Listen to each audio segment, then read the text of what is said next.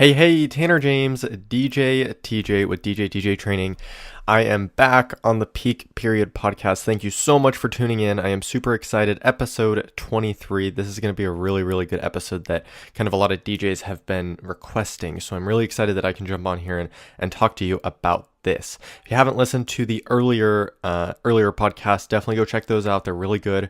I don't know where you are listening on, but we are on iTunes. So if you have an iOS device, you can subscribe on there, rate it on there. That'd be very much appreciated. Subscribe on there. You can listen there. Also, you can listen on YouTube. That's another way you can do it. Or you can just stream it on our website, djtjtraining.com/podcast. You just go to djtjtraining.com. You can get over to the podcast page pretty easily. They're all listed there, all the different links and all of that good stuff. So today's episode, this week's episode, we are going to talk about why bad DJs work more than you. And it's kind of a funny topic, but it's kind of true. So I remember when I was starting out, I noticed that there were DJs who were not nearly as good as me who were working more than me. And I was so upset and annoyed. I'm like, how in the world are they booking more gigs than me? I'm a better DJ than him. I'm a better DJ than, that person, that group, that musician, that performer. Why is it that he is booking more gigs, or she? How is it that she, and it was kind of like annoying, because it's like, dude, I practice, I work hard, I figure it out, I teach myself how to start DJing, I learn how to read a crowd, I learn the ins and outs, I'm trying to book gigs, and it's just not happening. And then you look over and you see this guy who is not nearly as good, pretty much bad, and he's booking all these gigs, and you're like, what in the world? What's going on? So I wanted to come and give you some reasons about that, why that may be happening, and what you can do to fix it, and all that kind of good stuff. So let's kind of get into it. By you just listening to this podcast, I assume that you are a good DJ. I am assuming that you understand the DJ industry, and you are a good DJ, and you just can't figure out why people are booking other DJs, right? And I think kind of there's a few different reasons as to why this would happen. And I think one of the main ones is you have to look at experienced, how long that person has been in the industry, because quite frankly, over time, you just gain experience. People know who you are. People know your name. You have so many different gigs. You have so many different events that you're touching, that the referrals are just there. You have just so many people who know your name and trust you, and they will book you. So, when I was starting out, the first 3 years, first 2 years, first year of being a DJ, nobody knew me, right? And I'm looking at these DJs who are older, and they just have all these gigs just every single weekend, and I was like, what in the world? How are they doing this? And now looking back, it's that nobody knew who I was, and they just have this book of business kind of thing, or they just have this reputation where all of these people know this DJ, or this DJ has done Katie's, Catherine's, and Mary's wedding, and so when all those three girls' mutual friend gets married, they just go straight to this DJ, and it doesn't mean that he's a good DJ. It just means that he has that reputation. He just has that, I kind of just want to say he has that name behind him. He just has the reputation. He has the reputation of being a good enough DJ, or a good DJ, even though he may not be good, even though people may not know he's good. So, one of the things that I've struggled with in the past is going into school dances and trying to book school dances, and saying to the school, you have a problem and you don't even know about it, and because the schools that call me know they have a problem. They know that the DJ isn't good, and they know that they want to move on, right? They want to move on to another DJ. But there are so many schools out there, probably about half of them, who aren't probably more than half really, who don't even know how good it could be. And that's one of the things that I struggle with, right? Getting out there and saying, look, you don't even know how good your school dances could be if you have a good DJ. You don't even know. And so I struggled with it for a long time, and I feel like that's how some clients are. They don't even know how good a DJ could be. They're just used to this DJ. So that's kind of one of the things that you have to look at, and that'll kind of shift your marketing in a different way. But that's kind of another realm, and I'll get into that later if I can. I'll make a note of it. So the main thing I think that happened, I think that's one of the main things. I don't want to say the main thing because it kind of can differ from one DJ to the next, but I think that's one of the main things is that you just don't have a ton of experience. You just don't have the name behind you. You don't have the reputation yet. That doesn't mean you won't, but just right now you don't. And that's one of those things that over time it'll work its way out. How do you counter that right now? Because you're upset, you want to book gigs right now. How do you get around that? I think the main thing, I call it a battle plan, right? What's your battle plan? And in a cheat sheet that I have a battle plan for every single thing, and I tell you exactly what to do. So the battle plan for this, I think the main thing that you have to do is get out there and cover the space. Just completely cover the space with DJ, and then it's you. It goes straight to you. How do you do that? It takes a lot of marketing. It takes a lot of you will have to spend some money on advertising. I'm not going to say it's going to be cheap, but since you're starting out, that's what you have to do. You have to get out there. You have to get people to know you. You have to get the attention for people to actually book you. Not necessarily exposure. There is a difference between attention and exposure. Attention is getting out there, so when somebody's looking for a DJ, you pop up.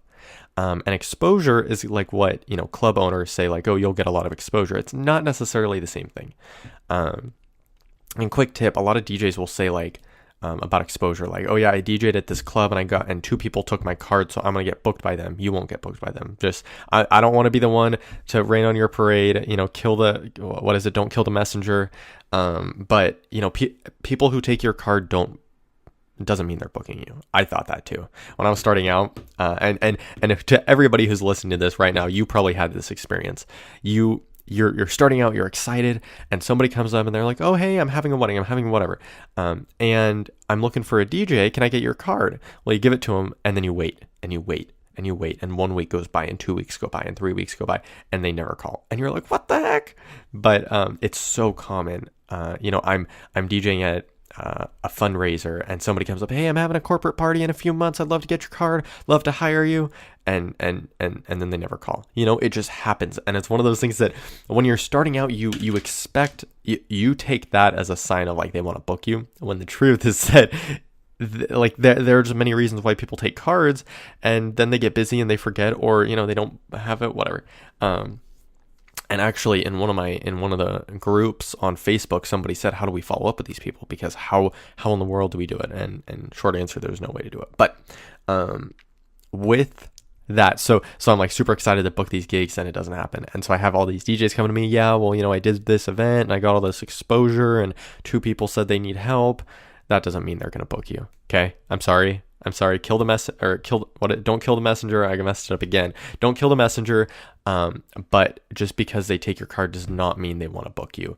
Now they may think they do, but all in all, it doesn't mean that'll happen. So, okay, so that's the first one. You got to market, and I think what happens too with DJs is they think that marketing and advertising costs a ton of money, and the thing is, it doesn't.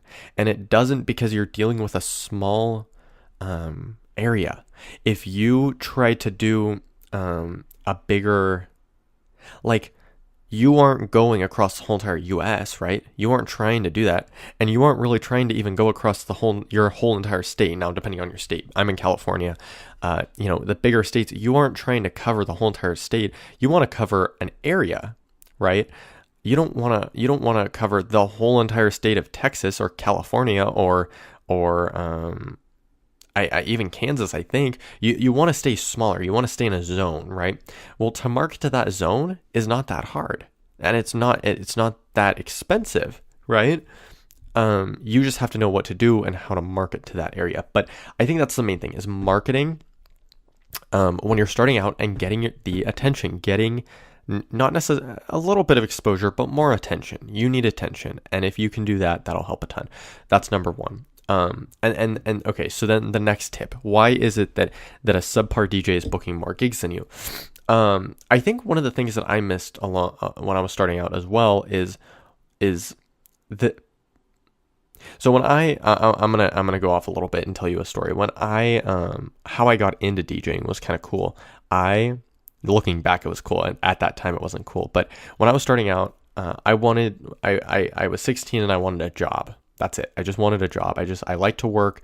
I wanted to work. I have a strong work ethic. And I played high school sports. I played football, and I ended up quitting football after the season was over. I was like, I just wanted to kind of take a break, because it's pretty much a year-round sport. It's like right after the season, you have like a month off, and then you're back into warm-up training in the gym with the team, and then you go into spring training, and then you whatever, and then you just start training from there, and then it's all summer long. And really, what I just wanted to kind of take a break. And so at that time, I'm like, I just want to work. I just want to enjoy. I just want to work. And so what I did was I went out there and I put out over 55 applications to minimum wage jobs. And I mean minimum wage, like just any job I could possibly get, I applied to. And after 55 applications, never got called back, never got any leads on the gigs. And I'm like, what? Like, or not on the gigs, on the jobs. I couldn't get any job interviews. And so looking back, it was meant to be that I'm supposed to be a DJ, but at the time I was like, what in the world? And then I see these people who are like much less qualified than me getting jobs. And I was like, how in the world are they getting jobs and I'm not? Well, what really happened was that person knew or was family friends with the owner of the grocery store or the movie theater, so that's why they got it or whatever. And so then I'm looking back and I'm like, okay, so that's why they say it's who you know. It's not necessarily what you know, it's who you know. And so I think that's another big reason as to why some DJs who are bad, who are not as good as you, book more gigs than you. And it's because they know somebody. They know something, they know somebody. They're friends with the promoter at the club. They just have a connection that you don't. And so that's why they get booked. How do you get around that? Again, it's having the reputation around you, getting out there, getting the attention that you aren't just a DJ, right? You aren't just any other DJ. You are the DJ in your name. I am the DJ TJ. Kind of like create a celebrity around you. And I don't mean it like a ego thing, but be that person, and that really can kind of help when you go into these things. So that's kind of another tip.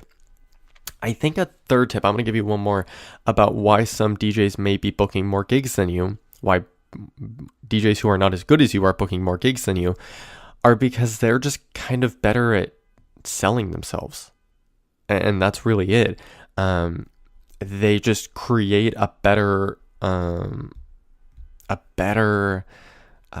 reputation for themselves, and they are just known as like a cool DJ, and they are just what's the word I'm looking for? I have a specific DJ in mind, and I'm not going to say his name, but just he's cool, and he just does cool stuff, and he's just like a cool guy. And I think that is one of the things that is really, really important if you want to go big, if you want to book a ton of gigs, if you want to get out there and start getting attention, you got to be known as a cool guy. And I've never met the DJ, but he is like, I just see him on social media sometimes, and I'm like, he is just a cool guy. And I think that is one of the things that has helped him grow. And so how can you implement this? What can you do to start doing this? He's pretty big on social media. He posts cool pictures. He doesn't post like crazy. He just posts cool stuff. And when I mean like crazy, like some DJs post 3 pictures a day, and it's like, dude, that's way too much. Like you're annoying your audience. And if you gain all of your audience through, hashtags or through follow for follow or whatever, you aren't creating a good solid audience. You need a real audience. And DJs have 4,000 followers on Instagram and 21 likes, which is not That's not how it should be. It'd be better to have 50 followers and 21 likes than 4,000 followers and 21 likes. And, that's kind of another topic. That's another social media day. But I think that is one of the big things is you can't just expect people to book you just because you're a DJ and that you're good. And I think that you're good. I believe that you're a good DJ. How is it that you get out there and start getting bookings? You need to connect with people, and you need to connect with people, and you need to, but I don't think that's necessarily the biggest piece. I think a bigger piece is just getting out there, getting known, having your name out there,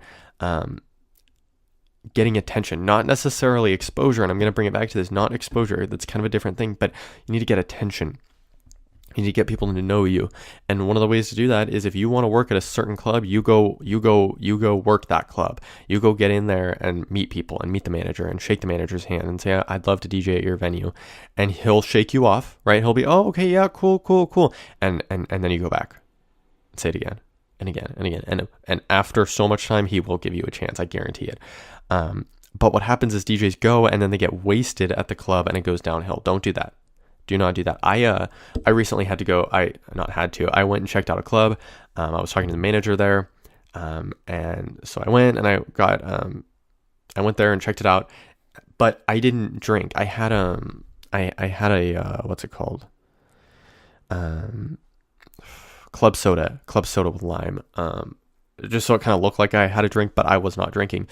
And the reason I didn't want to drink is because I don't want to give off that vibe at first, and because I think we've all had that experience where you have one drink and one drink is like, oh yeah, okay, I'll have another one because that one ran out, and then you're at 2 and then you're at 3 and then before you know it, it's horrible and it's a really bad night. You don't want to do that. That is not how your first impression should be.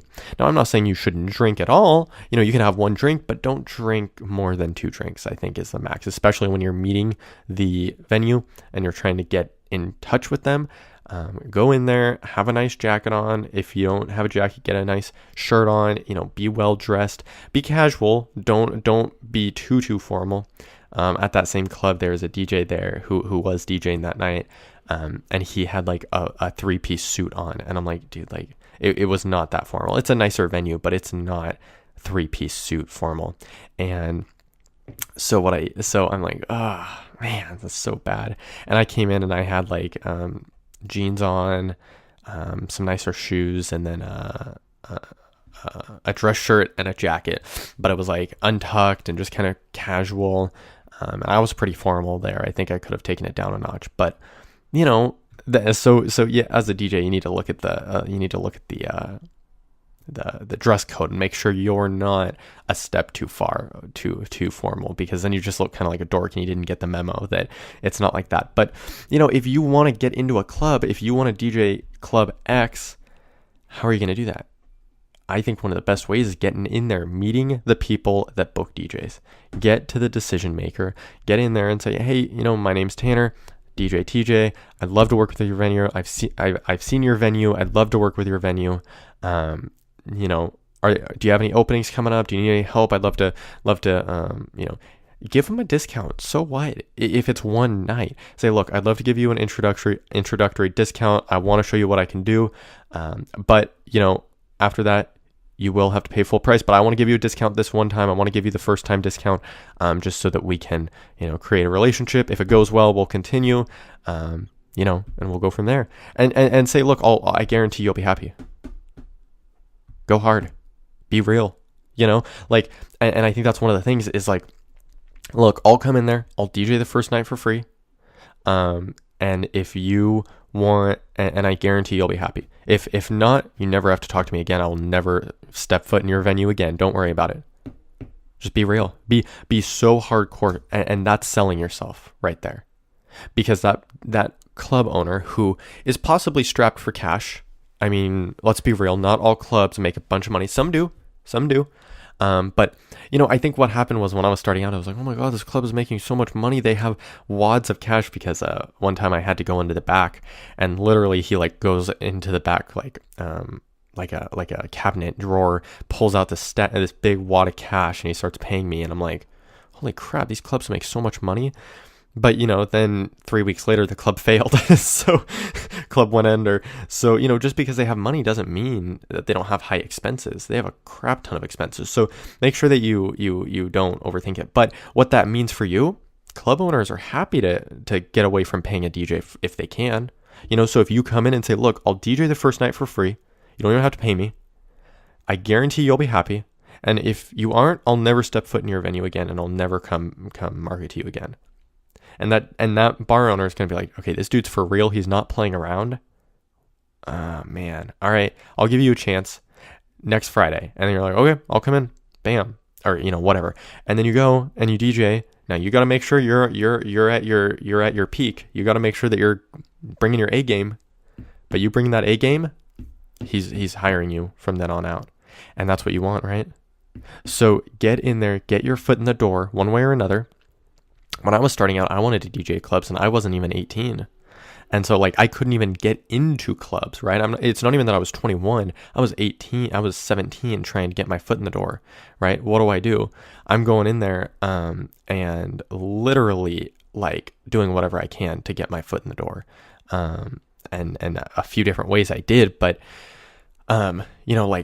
you have that advantage, right? If you're at least 18, if you're between 18 and 21, you can at least get into an 18 and up club. And if you're 21, you can go to a club, walk in, shake the manager's hand and talk to them. I couldn't. They wouldn't even let me pass the front door. So you have that advantage. Take advantage of it, right? And people are like, I don't know how to get gigs. What are you doing right now, dude? It's Friday night and you're at home sitting on your couch. Go out to the club and make connections. Now, don't go out to the club and party. Don't do that, but go out, make connections, and start booking those gigs. And because you know why? The bad DJs who are booking more gigs, I'm going to bring it back to this. The bad DJs who are booking more gigs than you know what they're doing? They are, those bad DJs who are booking more gigs than you. Sorry, I just had this big notification pop up and I'm like, completely losing my train of thought. The bad DJs who are booking more gigs than you, they are at the club. They're at the club and they are networking. And that's really what this is. They're making connections. They're out there. They're shaking the manager's hand. Now, this DJ may be blackout drunk. I'm not saying that the DJ is being responsible about it and being smart, but I'm saying that is how that DJ is booking these gigs, because he's getting out there and you aren't, right? Be honest with yourself. Don't lie to yourself. So, what does that mean for you? I'm going to give you a battle plan right now, okay?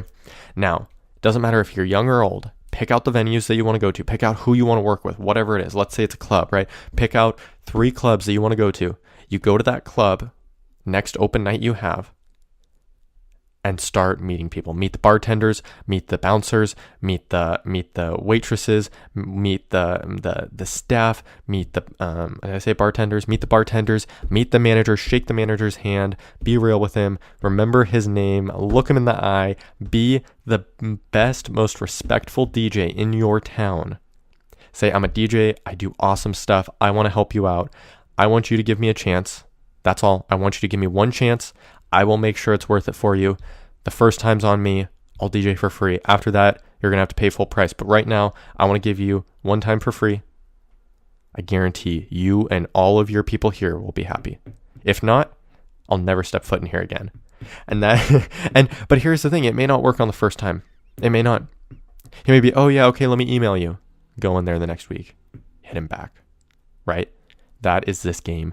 And once you figure that out, once you figure out how this game works, and you go in there and you can start pounding, I guarantee it'll work. So that's the battle plan. Find the venues you want to work at for clubs. Find the venues you want to work at. Go in there, meet the people, connect with the people, talk to the manager, guarantee him that he will be happy, and you're good to go. Bam. All right. So if you have any more questions, feel free to reach out. I do highly recommend you listen to some of the other good podcasts. We had some awesome guest DJs, and we are going to put some more on very soon. We have some really cool guests coming on to the podcast very soon. In the past, we've had some social media people on. We've had some awesome DJs from different kinds of events, different sectors, different areas, all that kind of good stuff. So definitely go check out the back catalog. Some very, very good stuff.